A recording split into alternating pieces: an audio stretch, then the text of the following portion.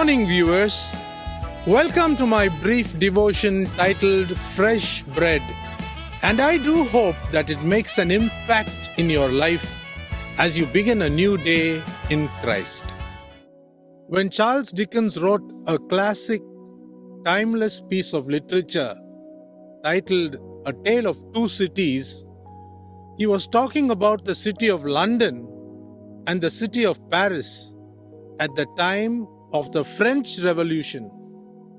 But today, this story could exactly fit the city of Jerusalem and Babylon in Iraq. These two places are like the opposite poles of a magnet that have been drawn together throughout history.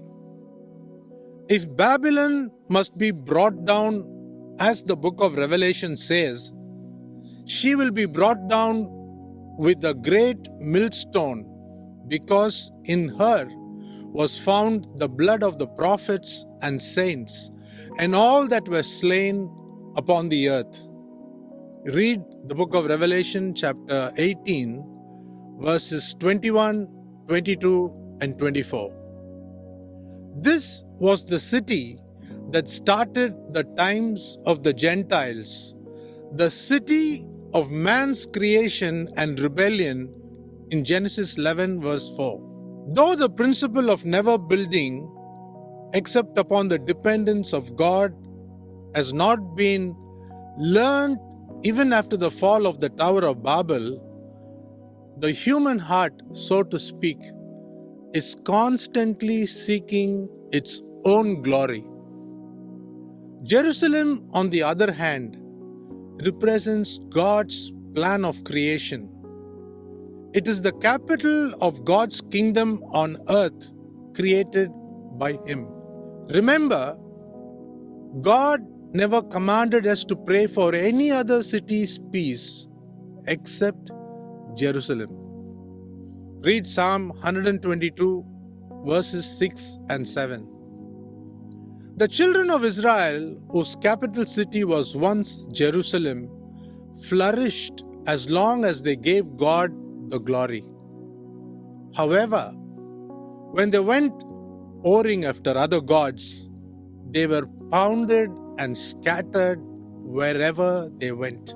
The greatest miracle today is the birth of the state of Israel in 1948, after being demolished in 70 AD.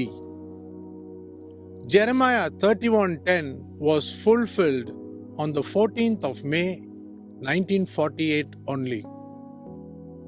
But it was only in 1985 that Menachem Begin, the Prime Minister, made Jerusalem the capital of Israel after its resurgence. The Lord is surely building Jerusalem as He is gathering together the outcasts of Israel, even as more than 100 nations come each year to celebrate the Feast of Booths, also called the Feast of Tabernacles, and will reach its fulfillment in the millennial rule as Zechariah 14:16 predicted many thousand years ago. Since 3,000 years were over in 1996, since the day David made Jerusalem the capital, a great amount of activity has been going on in the city of the king. Even the Vatican, which means serpent divining in Latin, has very subtly moved in to set its sight on Jerusalem.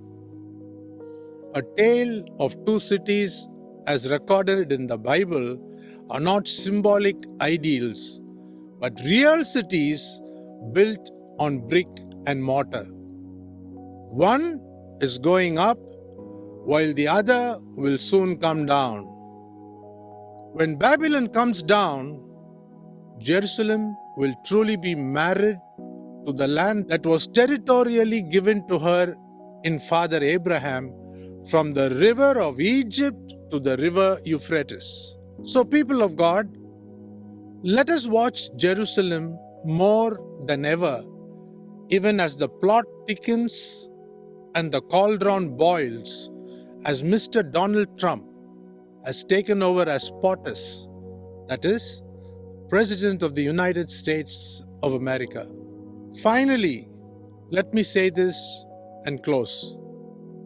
The church that will not stand with Israel and Jerusalem can never be ready for the coming of the Lord. Bye for now. See you tomorrow, God willing.